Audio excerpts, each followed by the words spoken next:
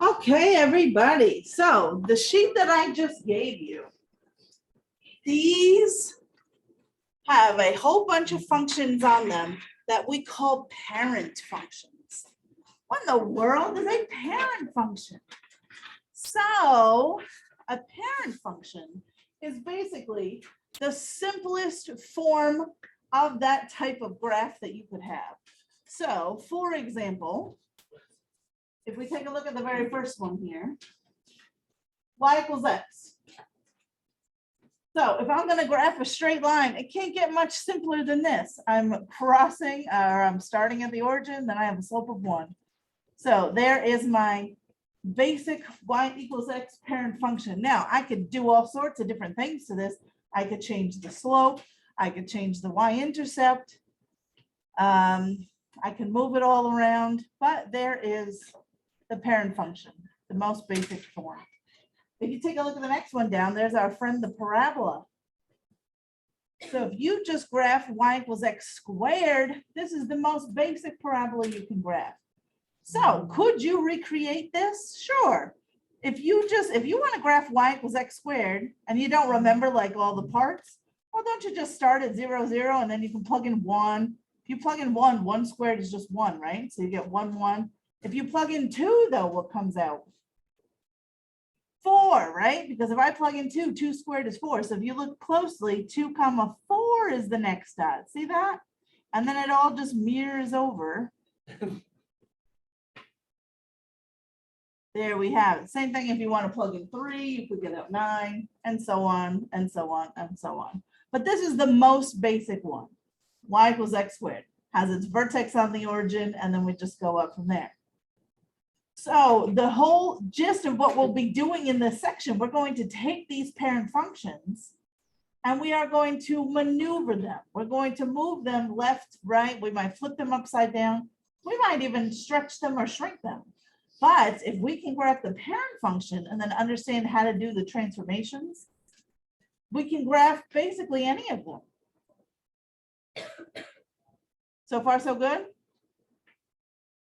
This next one, you might not have seen this one before. I don't know. Y equals x cubed. So if you want to cube something, well, if I plug in 0, I get out 0, right? If you plug in 1, isn't 1 cubed still just 1? But now what happens if you plug in 2? What's 2 cubed? 8. So you can see when I go to 2, it shoots way kind of up really kind of quickly. If I plug in 3, gosh, that's already at 27. So it's going to get real steep real fast. But look what happens over in negative land. If you plug in -1, what's -1 cubed? -1 times -1 times -1. What do you get out?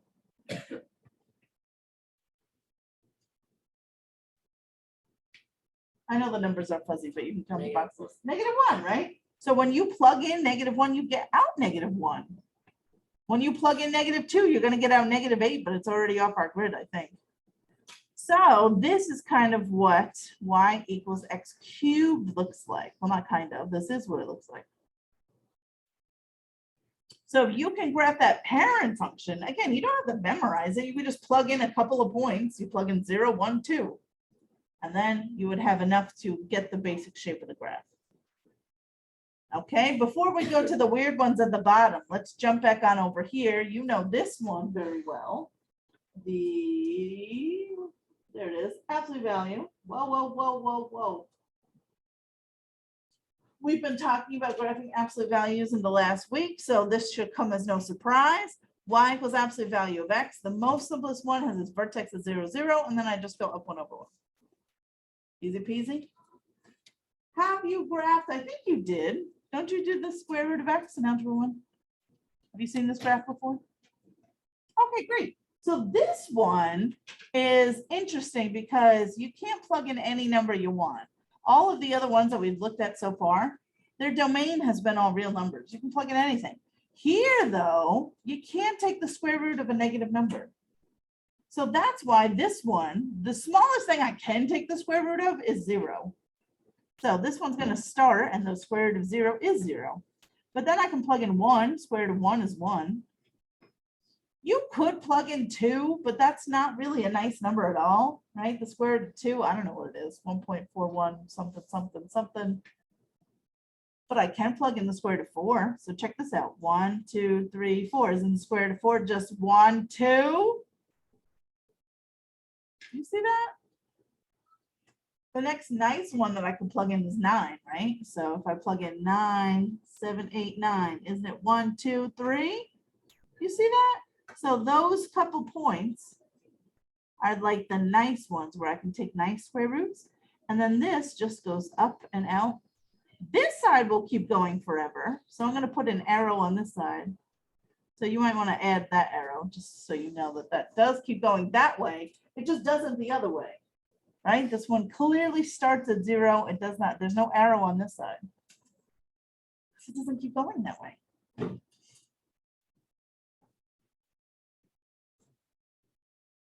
Is this making sense so far? Yeah. All right. Now, our next friend is the cube root graph.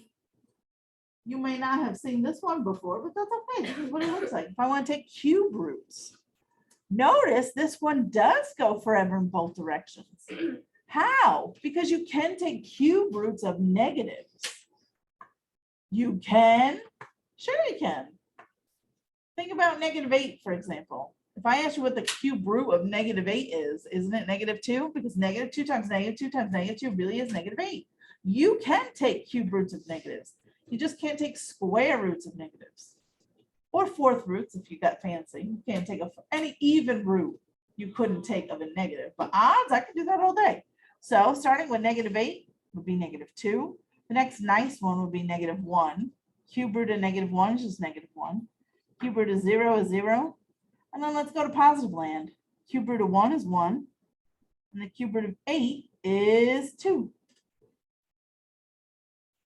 So those are the nice ones.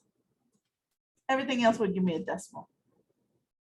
And you notice it continues forever in both directions, this way and this way.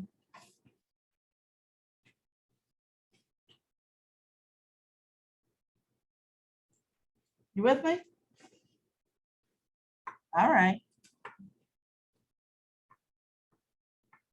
Have you seen this graph before?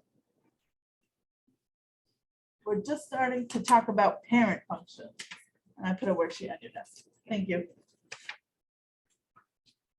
All right, take a look at this one. Have you seen this one before? This is sometimes called the reciprocal function. And it's 1 over x. Right? So we have 1 divided by x. Now, what am I never allowed to have in a denominator? What's not allowed to be in a denominator ever? 0. You can't have 0 in a denominator. That's what breaks the universe. Okay? No zeros in the denominator. So look at your graph. There is, I know it's hard to see it, so I'm going to try and use red here. There is a line right here called, does anybody know what it's called? Starts with an A. Someone say Affleck? That's what I heard. It's not Affleck, but it is. It sounds like a bad word, but it's not, I promise.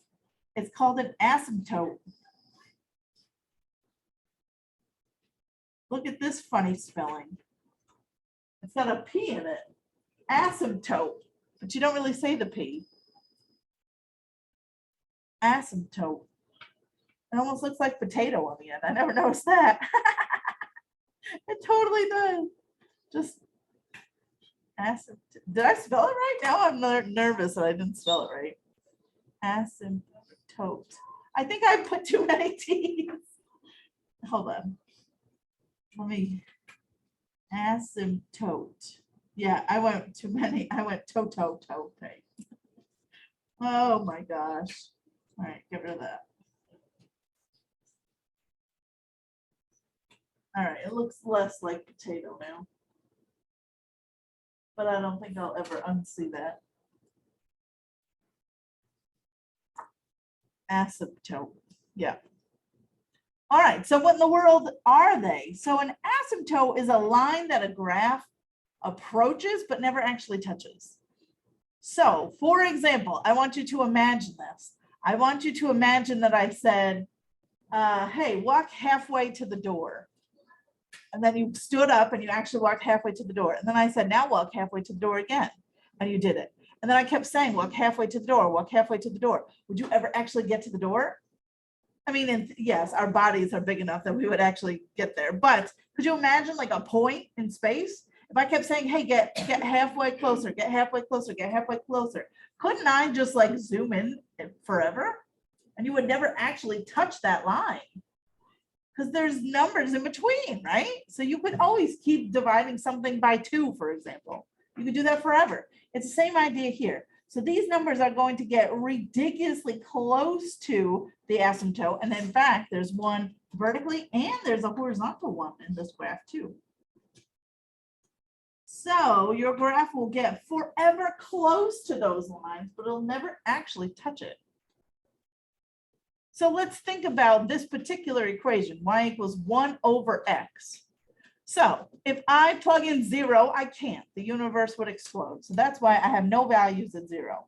But if I were to plug in 1, 1 divided by 1 is 1, right? So look, I have a point right there, 1 comma 1. If I were to plug in 2, though, don't you get out 1/2? Right? If my equation is 1 over x, and now I plug in a 2. So if I plug in 2, it comes out with 1/2. If I plug in 3, it comes out with 1/3. 4 comes out with 1/4. See how it's getting closer and closer and closer and closer to 0? If I plug in 100, it will be 1/100th. It won't be 0 though. I can plug in 1,000,000. Now it's just 1,000,000th. So it's going to get ridiculously close to this line, but it'll never actually touch it. Because I can keep getting closer, getting closer, getting closer, getting closer, but my numbers are getting crazy small. Same thing is happening right here. If I plug in a number in between 0 and 1, like 1/2, what is 1 divided by 1/2?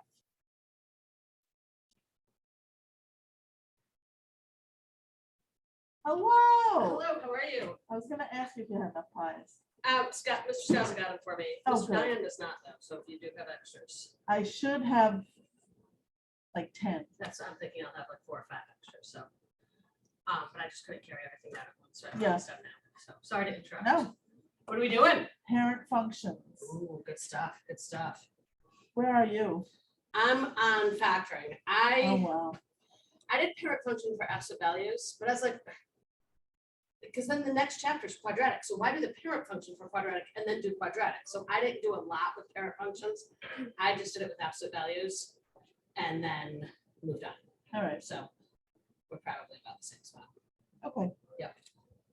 Thank Awesome. you. Thank you. Let's do it. All right.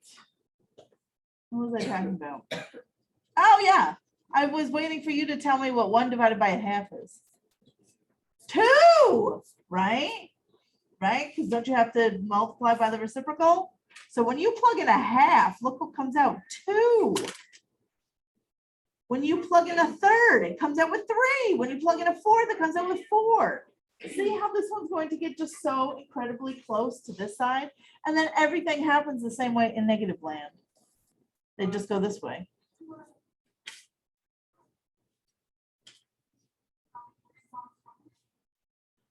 You with me so far? Okay, good. All right, now this next one, you might not have seen this one before. I'm sorry that they're blurred. They were clear on the screen. But let's check this one out. Have you seen this one before, the greatest integer function? Oh, Jeff, you have? I've seen the graph before, but I don't know. the graph. Gotcha. So basically what this would refer to is it's going to tell me, let me think of a good example.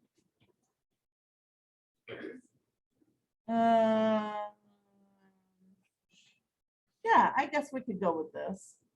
Let's say I go to the store and I'm checking out and my total is $2.13. The greatest integer function is basically going to show me how many whole dollars I'm paying, right? So not the change. So if it's $2.13, aren't I need 2 whole dollars, right? and then some change after that. So if I were to look at 2, just a little bit past 2, I get this flat line, and that's why they're all flat.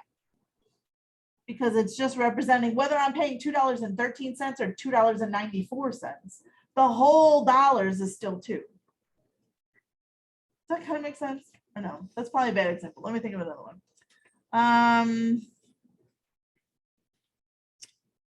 No, that one, see, most of them have you rounding up though. So I'm trying to think of a good example when you would round down like this. Oh, I know. Okay, so let's say I wanted to talk about how many, well, that's a dumb example too, because when would that ever happen? I was gonna say something about a lifeboat and like the amount of weight that it could be supported on a lifeboat. So let's just say I did the math and it was like, oh, hey, this lifeboat could support 10.14 people. Are you going to round that up to 11? I sure hope not. Would you round that down to 10? Yes. So that's kind of the same idea. So if I had a little bit more, I'm just rounding down to the greatest integer that I've had so far. You guys are not with it today, I feel like. I'm not either, but we got to push through. It's Pi Day, people. We got to be excited. All right. Anyway, last one. We all know this one's actually one of our easy ones. If I'm just graphing a constant. So y equals any number. So in this example, it's just y equals +2. I can move that around if I need to. All right. So these are our friends, the parent functions. Now we're going to take these parent functions and we're going to graph them. But we're going to change things around. We're going to move them. We're going to stretch them and shrink them too. Let's see what happens. I have another sheet for you. So keep this one handy. Don't put that one too far away. Let's see what I got right here. Oops. Oopsie.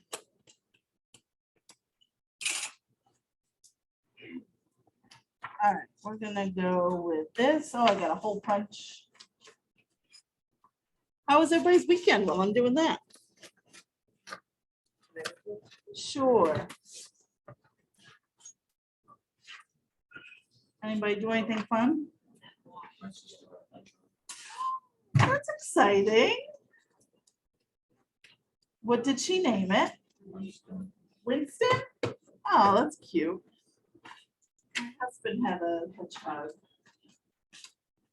His name was Eli. Cute little thing.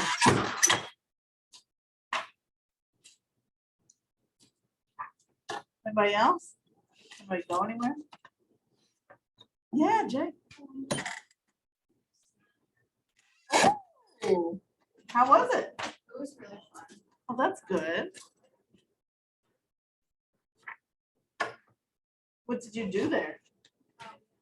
Workshops at March.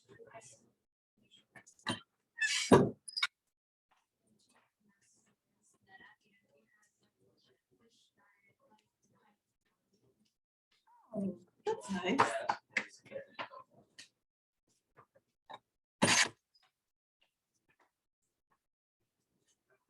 Too much. I made my son a Pi Day shirt yesterday. I was all excited about. You know what his says? It has the pi symbol on it, and it says, "Can't stop, won't stop." Get it? Oh, that was so cute. He has no idea what it is, but huh? Pi, can't stop, won't stop.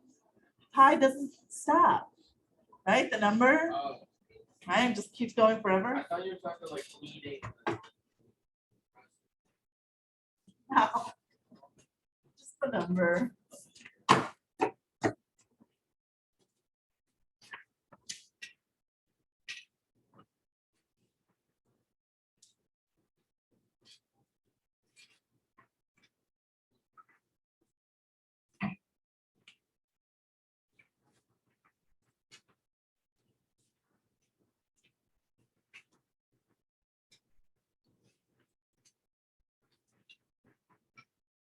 Maybe I everybody's ready for St. Patrick's Day? Thursday. I don't know what, I'm not Irish, so I just kind of. I'm not sure about someone else.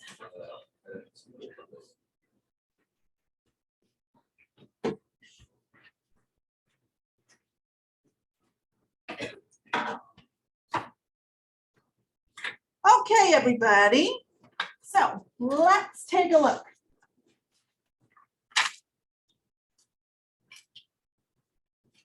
So on this worksheet, what they want us to do is say what the parent function is, and then say what the transformations are.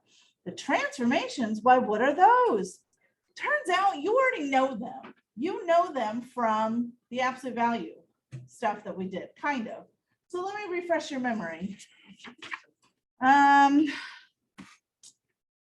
trying to think where I should write this. And I'll squeeze it in right on the top, I guess. So remember this, y equals a times x minus h plus k. Remember that? Turns out you can basically apply the changes that we did with absolute value to all of these parent functions. What? Yes, check this out. So h is just going to tell us number of units to move, to like literally pick the graph up and move it left to right.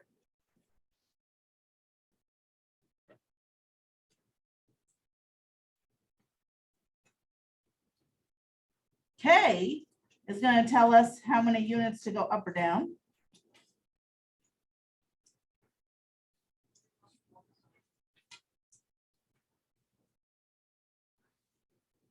And then A is kind of weird because I know when we were doing, we just talked about slope. A is either going to, well, it does two things. A can flip my whole graph over the x-axis, right? So remember in absolute value, if A was negative, it flipped upside down. So A can, if it's negative, it's going to reflect over the x-axis, which just is a fancy way of saying it's going to flip right over. And it can also stretch or squish my graph. So it can make it taller or it can squash it down. So we're going to look at those in just a moment. So A, I didn't leave myself a ton of room, but I'll stick it over here.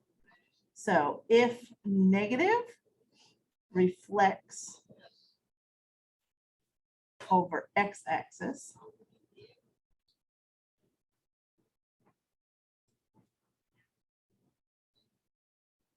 and it can also stretch or shrink my graph. I should say instead of shrink, I'll do compress. That's the word that you'll see more often.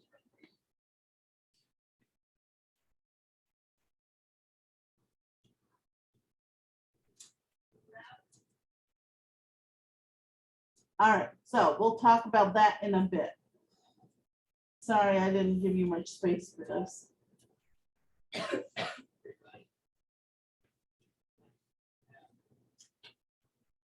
Okay, so we're going to start off easy.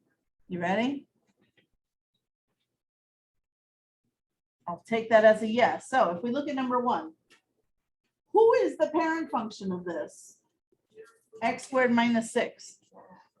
Yeah, it's just y equals x squared. So what I can do, and you don't have to graph the parent function every time. I'm going to, just so we can kind of get we can visualize it. So if I'm going to graph the parent function, so forget what they're asking me to graph, y equals x squared.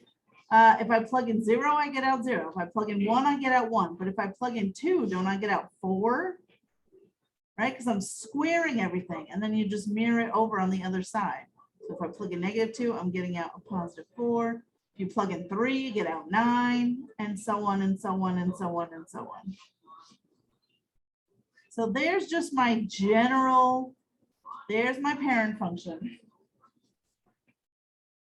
And now, if you look at what we said was going to happen over here, So if I go back to this sort of general formula, I know this one is the absolute value one, but it applies to every single function. So even though this is an x squared one, it doesn't matter. It works the same way as the absolute value would. So here, if this helps, I'd have a times x minus h squared plus k. It's the same pieces. It's just that instead of an absolute value, it would be me squaring the function instead. But a, h, and k all do the same things. So according to this, k, remember, is just going to tell me how many units to move my graph up or down. Since in this example, I've got this -6 on the end. What does that mean I'm going to do to the whole graph? Move it down 6 spaces. That's it. So I'm going to go down 6. That's it. So all I have to do is I'm going to take my parent function and I'm literally just going to drop every point down 6 units. That's it. And I'm done. And I've graphed this more complicated one.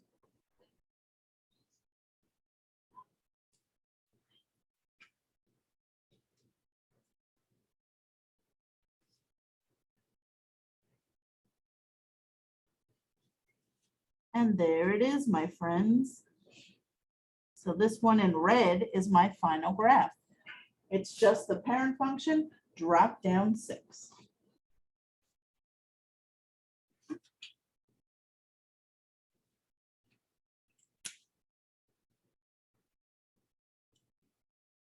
I know you know how to graph number 2 already, because we've already graphed the absolute value stuff. But hopefully you can see that it's going to work the exact same way. This parent function would just be y equals absolute value of x, right? And then what are you doing to that? If you have a -1 in there, what's that really telling us to do? You're close.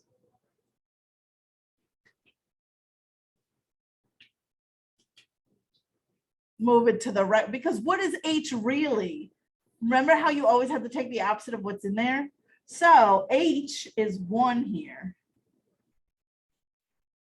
So move graph to the right 1.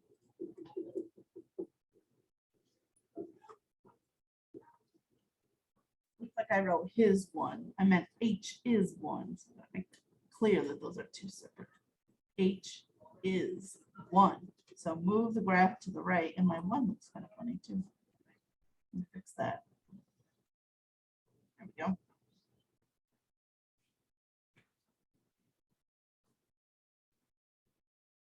I know you know how to just go right for it and graph this one, because you know already, just looking at that, the vertex is 1, 0, and then we graph from there. But I do want to just show you, if I were to graph the parent function that starts at 0, 0 and just goes up 1 over 1, all I'm doing to get my final graph is I'm going to pick this thing up and I'm going to move every point to the right 1 spot.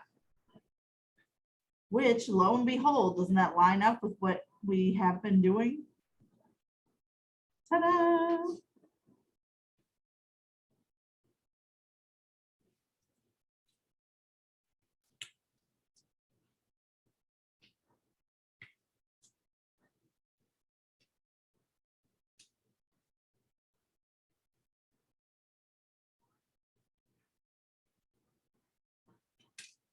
All right, that third one. What do you think you do with that thing? What's that +4 on the end going to do to that graph?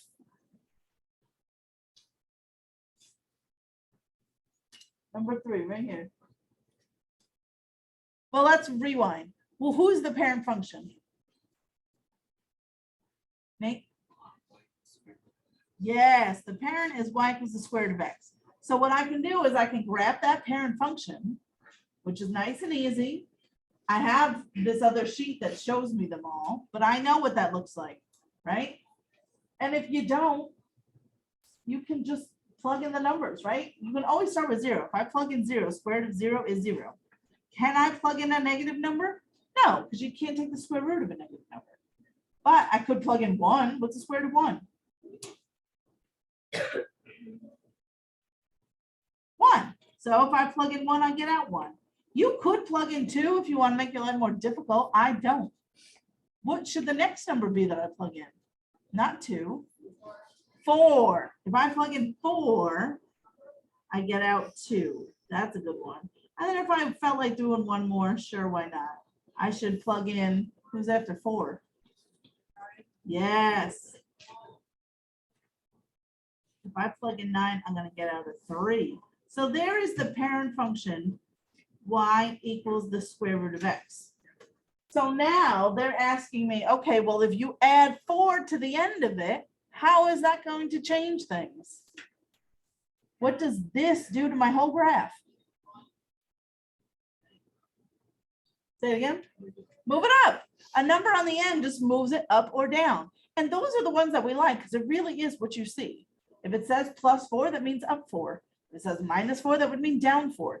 Things get weird when it's inside there with the x. I have to actually do the opposite of what I see. And that one handles left or right.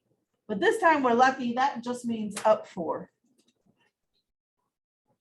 So I'm literally just going to take my graph and I'm just going to move every point just up 4 units.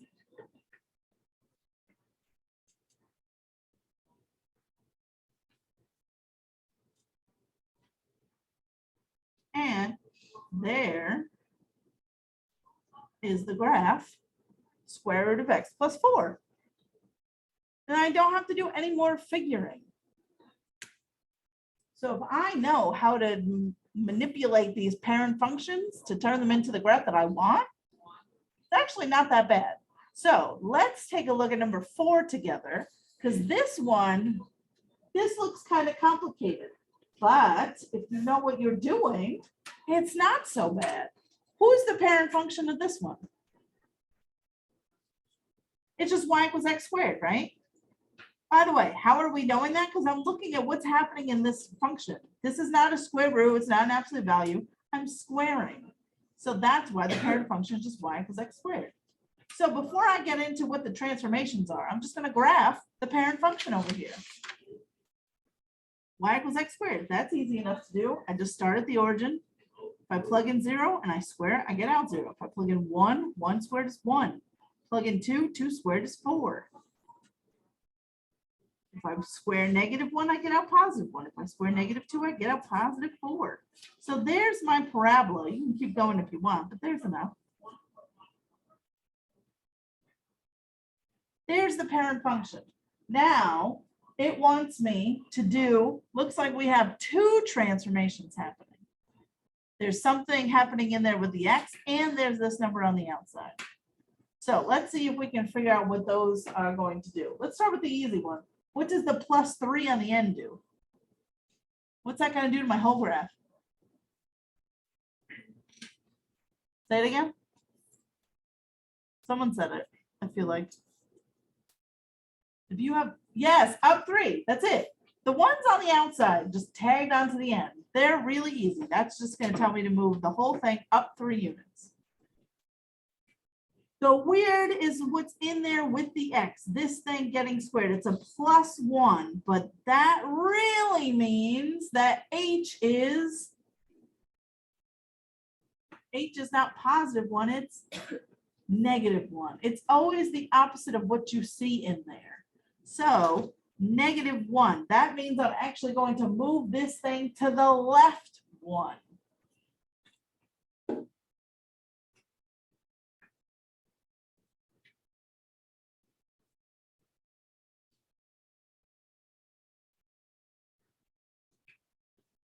So h is -1, which means go left 1. So I have to do both of these things. I'm going to go left 1 and up 3. It doesn't matter if you go up 3 and then left 1 or left 1 and then up 3. You're going to end up in the same spot. But I have to do both of those things. So my transformations are left 1, up 3. So every point that I have placed in my parent function, I'm literally just gonna pick it up and move it. So I always start with the vertex, but you can do whatever you like. If I go left 1 and up 1, 2, 3, that's my new vertex right there. Left 1, up 3. So then I just move all the other points accordingly.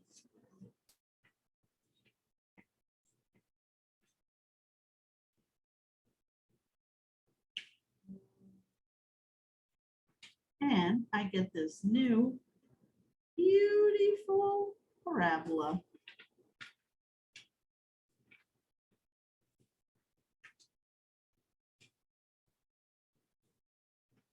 Which, yeah, sure. You can also check your work. If you're nervous and you're like, am I supposed to go left? Am I supposed to go right?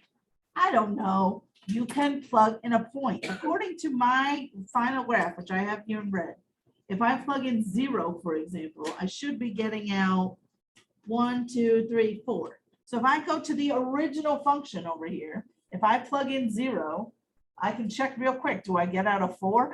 I do. So if I had gone the wrong way, my points probably wouldn't line up. I can check another point if I want. If I plug in -1, I'm saying I should get out 1, 2, 3, +3. If I plug in -1, how about that? I get out a +3. I'm pretty sure I did this right. But once I get the hang of this, and I am used to my parent functions and I can graph them so easily, it gets really, really fast for me to do these other graphs. Because then I just know, okay, I'm just taking this parent one and I'm just going to move it. I'm just going to shift it. Are we okay so far? Let's see what we got on the inside.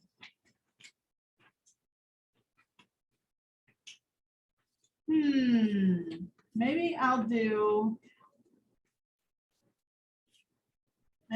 one more with you and then we'll stop. So out of 5 to 9, are one of these jumping out at you that you're like, oh, that one looks tough?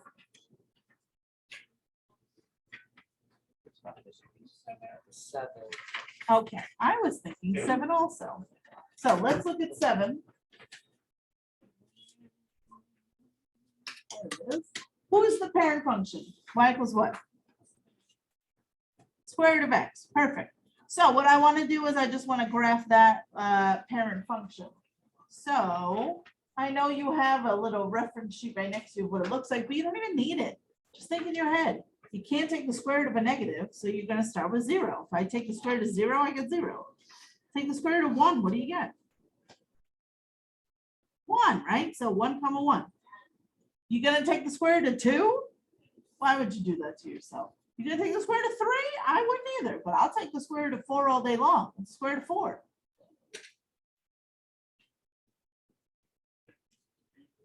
Yes, it's 2. So when I plug in 1, 2, 3, 4, I'm getting out 1, 2. You want to plug in 9? Sure. Plug in 9, you get out a 3. Nice curve right there. So now there's my parent function. And again, you'll get so fast at graphing those. But if I look at what I'm supposed to do, let's talk our way through this. All right, let's handle the easy one. What's a -5 over here going to do? Down 5. So I'm going to shift that whole thing down 5. Okay, cool. If that's a +2 though, in there with the x, what does that really mean? Negative. It's really a -2, which means I'm moving it left 2. Yes, left 2. So those are my transformations. Left 2, down 5. Again, if you had gone down 5 and then left 2, it doesn't matter because they're independent of each other. So left 2, down 5. So I'm just going to pick up every dot that I made and do that. Left 2, down 5.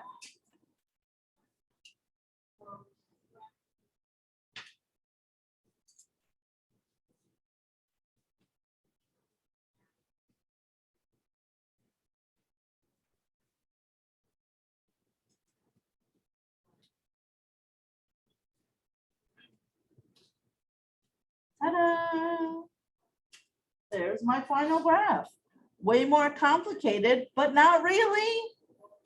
If I can do a parent function, I can just shift, shift, shift.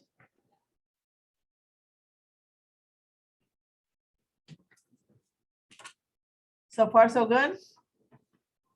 All right, now let's try, jump on over to number 10. So for 10, we're going the reverse. There, oh, you know what? Actually, let's do, before we do 10, let's do 13. We'll do one that only has one change. So 13, a quadratic. What are the quadratics again? Y equals what? Yes, x squared.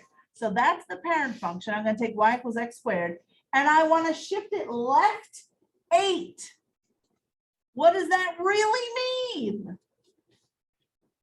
Can you, so try this. I want you to write what it would look like that would make me go left 8.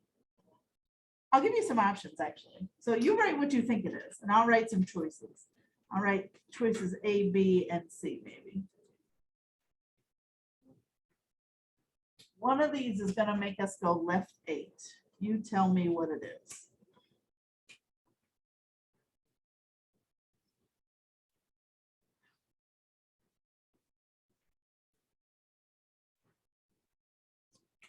Actually, I'll give you 4 choices.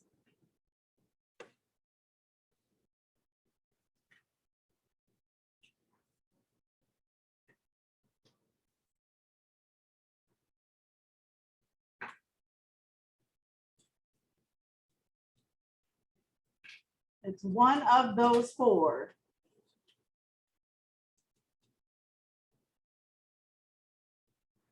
Jill. Is it C? Is it C? It is left 8, right? So that's a -8. If I were to plug -8 into that generic function, remember how it's a minus in the formula? So minus a -8 turns it into a plus. It is C. So let me get rid of all of these because they're not right. It's that one.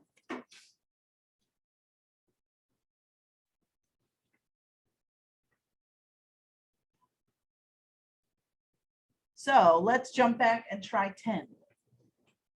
Now you have an absolute value. They want you to go down 5 and shift it to the right 3. So what does that look like? You know the absolute value. Okay, cool. So you want to go down 5 and shift it to the right 3. Write your what you think it is, and then ask yourself to go back the other way. And say, okay, if I were graphing this, what would these things tell me to do?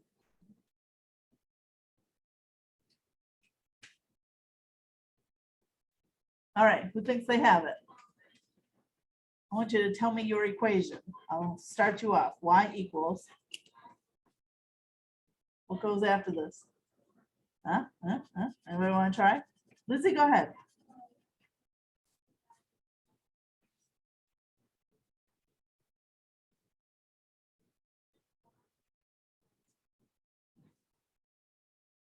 So let's pretend that I wasn't looking at this. I just came in here and I was like, oh, what do these things tell me to do?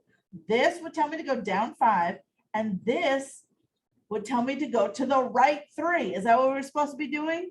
Yes, down 5, right 3. Great job.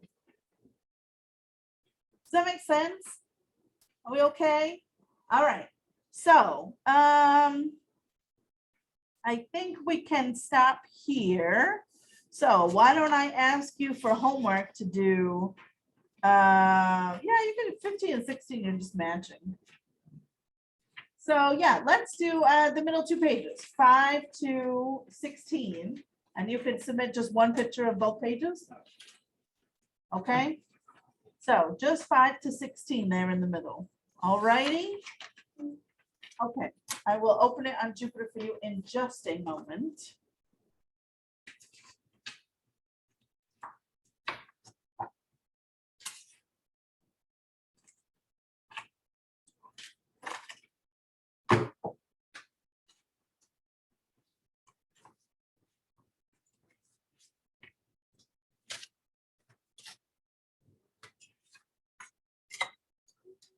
Mhm.